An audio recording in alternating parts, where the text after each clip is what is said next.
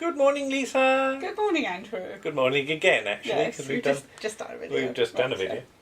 But The Key to Time, Doctor Who Season 16, second half, which is playing now as we speak. Well, part of it is. Well, yes. The last story won't be on until this evening. I can see the pair of Kroll over there. Yes, and but Armageddon Factor won't be on until this evening. Tonight. So this video will not be loaded until uploaded tomorrow. Which is we don't want to jump Wednesday. ahead. It's But Tuesday, so. the androids of Tara.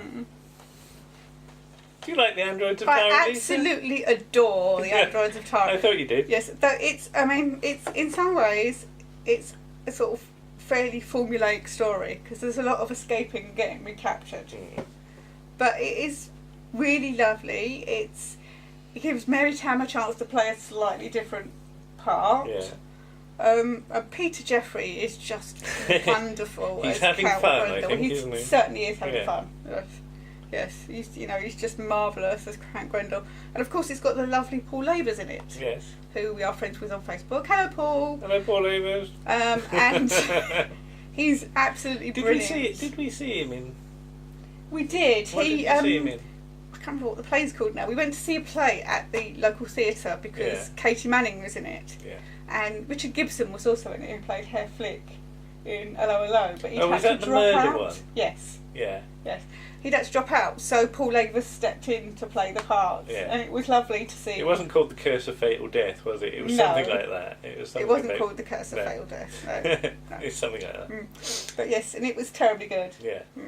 Because we got all excited. Oh, it's Paul Labers. Paul Labers. There was a little bit of paper in the programme that says Richard Gibson will be replaced by Paul Labers. And we went, oh, fine. Yep.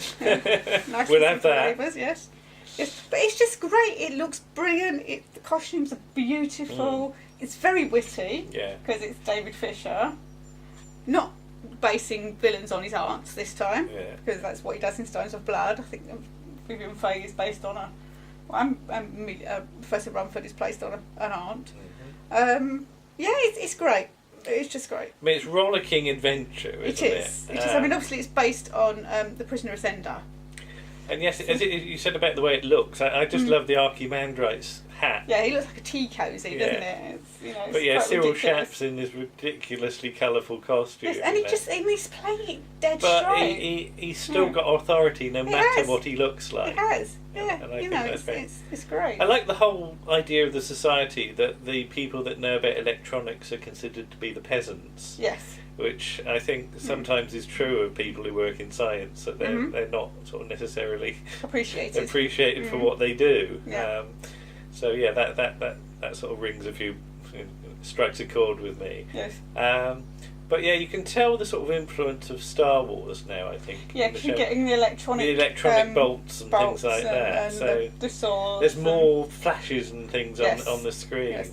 Yes, and it's filmed at Leeds Castle. And when I was about 10, I think it was, maybe a bit younger, my parents said to me, "What do you want to do for your birthday?" Yeah. And I'd obviously read somewhere that they'd filmed Doctor Who at Leeds Castle, which is not in Leeds, by the way, it's in Kent. Yeah. So if you ever want to go there, do not go to Leeds, because you'll be very out of the way. And yeah, I said to them, I'd like to go to Leeds Castle. And I don't think I ever told them why. Right, I think it was just like, well, it's a castle, because I do like historical stuff. So yeah, we went to Leeds Castle purely because they'd filmed Doctor Who there, and I'd probably not even seen it at that point. Taran Woodbeast? Well, yeah, you've got to have a monster, haven't you? I like the idea that the Taran Woodbeast is actually an android in itself. It's not. It's an android for hunting purposes or something like that. Yeah. So that's why its mask looks like a mask, because it is a mask. It is a mask. Yeah. So you can explain anything, but yeah, I agree. I really do enjoy Androids of Tara. It's great fun. Yeah. Okay, I can hear. Is that Rose playing with the ball? That is Rose playing with a mouse. I think, Is it? or a Okay. ball. Right. The power of Kroll. Which is currently showing on Kroll. Twitch. Kroll. Kroll. Kroll. At least I'm not painted green. No. Yeah. But yeah, it's surprisingly serious. It is. I mean, people go on about sort of the Graham Williams era is all a bit silly jokes. Yes. And that will certainly become more true next year for season 17. But this isn't, Bob Holmes making doing his second story of the season. Yeah. And the request is, Bob, can you do the biggest monster Doctor Who's got? And perhaps he rolls his eyes at that a bit, I don't know. Possibly. But he still comes out with a very solid, script. I don't think it necessarily all comes off on screen for one reason or another. No. I mean, you've got Philip Maddock, and then there's the story about Harry thought he was playing, was it Neil McCarthy's part or something like that. Yeah. So Excuse me. But it's there's a fair bit of filming in this one as well. I always forget because my sort of memory of it is not the filming stuff. It's more the stuff in the refinery, in the control room, and the occasional sort of shot of Kroll rising from the deep. But it's again Mary Tamm's the only girl woman in it. But she certainly holds her own. She's very strong against Rome Duck and John Aberdeen. I can't remember what his character's name is for this moment.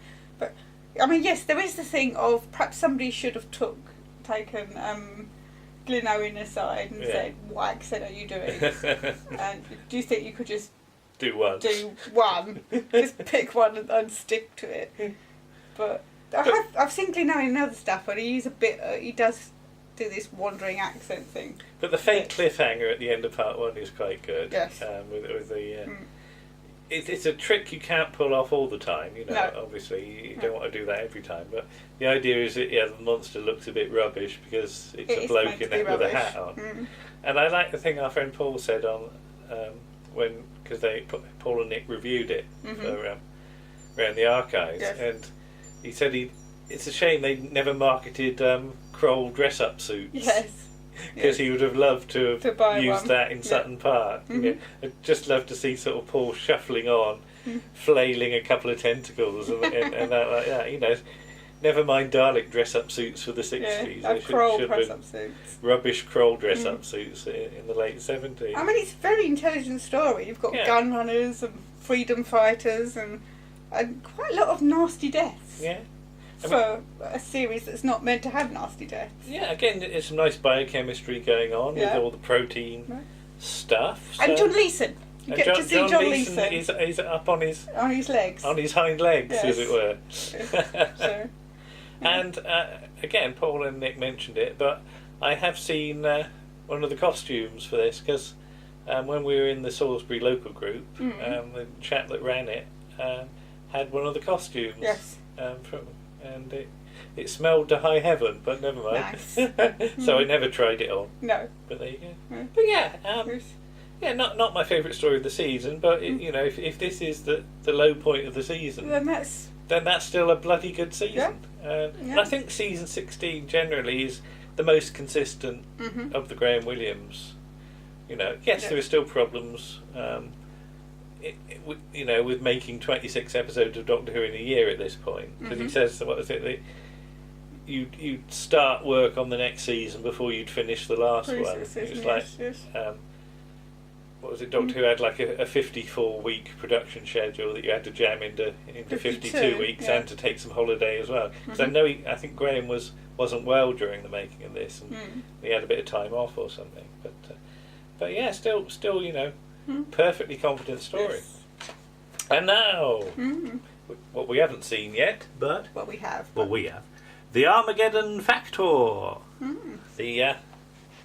The final part of the Key to Time. Yes, the climax. Yes. Of the whole season. And you've got Lala Ward making her debut in Doctor Who. Yes. And again, that decision at the time wasn't known how it was going to affect the future. For various people involved, shall we say.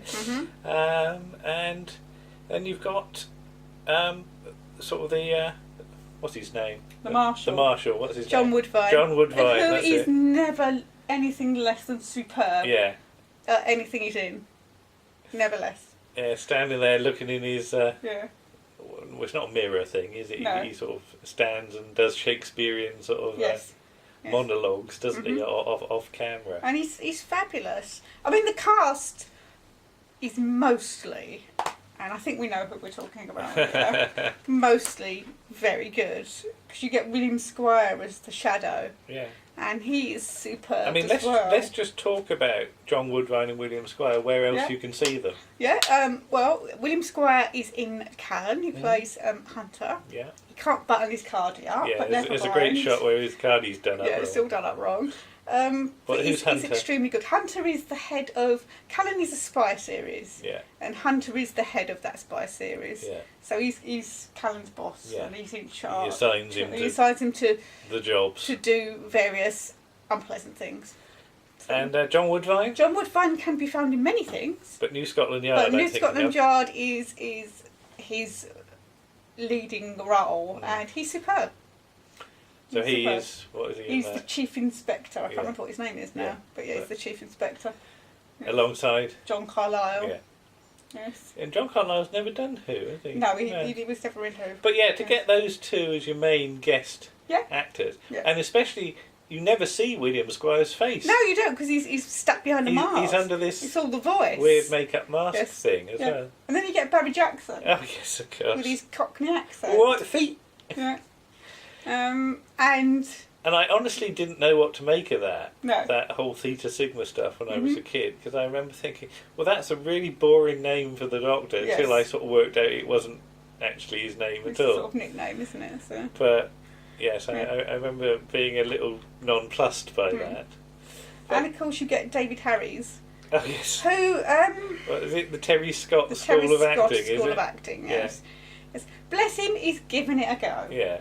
It's the bit where he gets shot and he falls in the transporter or whatever.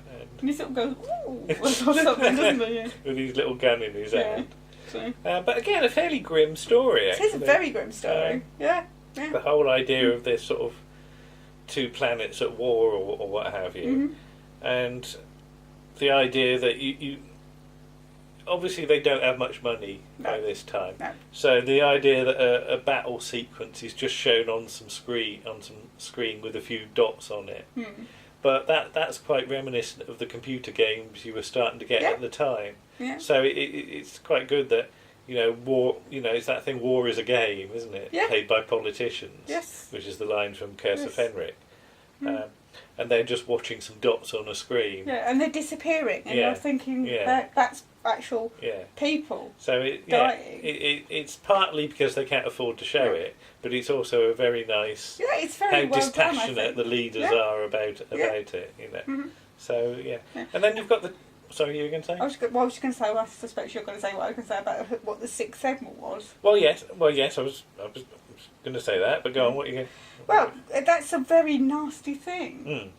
Because obviously, hopefully, you won't see this until after you've seen Armageddon Factor, and if you've not seen Armageddon Factor all the way to the end, don't watch this bit. No. But Pause. The sixth. Okay, carry on. The sixth segment is Princess Astra. Yes. Because she's the sixth daughter of a sixth son or something. Sixth house of the sixth dynasty or something whatever or other, it is, yeah. And she willingly gives up her life to the Shadow. Yep. Well, partly because she's been hypnotised, but, I mean, it's nasty. It's a nasty idea that is a living being. That's the last sort of 10 minutes or so are quite weird, though, because the whole of this season's been set up by Graham Williams and Anthony Reid. Then for the last important scene, it's script edited by Douglas Adams, which is a very weird setup. I don't know quite why it was done like that. Almost as though sort of Anthony Reid had to go off and do something quickly. I don't know, because I mean he does write the Sapphire and Steel story, doesn't he? Yes. With Don Holton. Yeah, but I'm sure he wasn't in that much of a hurry to write it. But it's almost as though he's gone out and left a note and said to Douglas, "You finish it." Yeah. In the the thing about Robert Holmes with the Time Warrior novelisation. Here's some pages sent to Terence Dicks. You finish it. So you could argue that it doesn't quite sort of finish the story. There's no sort of major confrontation. No. But the idea that, you know, the White Guardian and the Black Guardian are implied to be almost the same. Yes. Is quite nice. That, and they're both quite dispassionate. They don't care, you know. And yes, you've got Valentine Dial, you know, playing it with his, you know, all with his voice again, isn't it? Cause, because he was the man in black on the radio, wasn't he? Because he used to scare people when they were sort of going upstairs, you know, when he was on the radio. You know. Never heard any of that stuff. No. Be interesting to know. Later on, when the Guardians come back, they seem to be separate. Yes. But it's implied that there's only possibly one Guardian, and it depends what aspect you encounter at the time, which is, I think, quite a nice. Yes. That everything at the start of the season might have been, because you're never quite sure. No. So I like that sort of ambiguity of it. And you could say, well, it was a whole of a waste of time because it all gets chucked away at the end. Yeah, because the key to time is only together for a very short time before it's scattered again. But it's interesting that it's the whole quest for the key to time leads to things in each individual story being resolved. Yes. So it could be that is part the key to time isn't the problem. It's the events on each location that are the problem. Like for instance the pirate planet. Yes. Yeah. I mean, if they'd gone looking for that place for the key to time, it would have gone going on. So again, in some ways, it's almost like a video game plot. Yes. That with a lot of video games, you have to go and get each thing in the state. It's a bit like the Keys of Marinus, isn't it? That you're looking for, you know, so many things, and each thing is a subplot. So I think to sort of people who you know now who play video games, that sort of plot is quite a familiar one. So that's interesting. But great season overall, I think. And it's an interesting idea to have something that's got an overarching plot, even if it doesn't quite come off at the end. Yeah. And you've got great stories there. You get David Fisher as well. Yeah. You know, who doesn't write that many more stories. No, which is a shame, but the ones he does write. It's interesting that I think that David Fisher and Douglas Adams both come in at this point. Yes. And they're not that far apart in their writing styles. No, they're not. It's quite interesting. No. And David Fisher did write Persimmons and Dishwashers in Crown Court. Which, if you watch no other episodes of Crown Court, watch those ones. It's mad and brilliant. Yes. Yes. Yes. And the Greyhound story one, because that's got Ian Marter in. Yes. Looking scared. Okay. Yes. Well, we'll be back again with season 17. Season 17, oh my word. Lots to do on that one too. Okay. Okay. Bye-bye. Bye.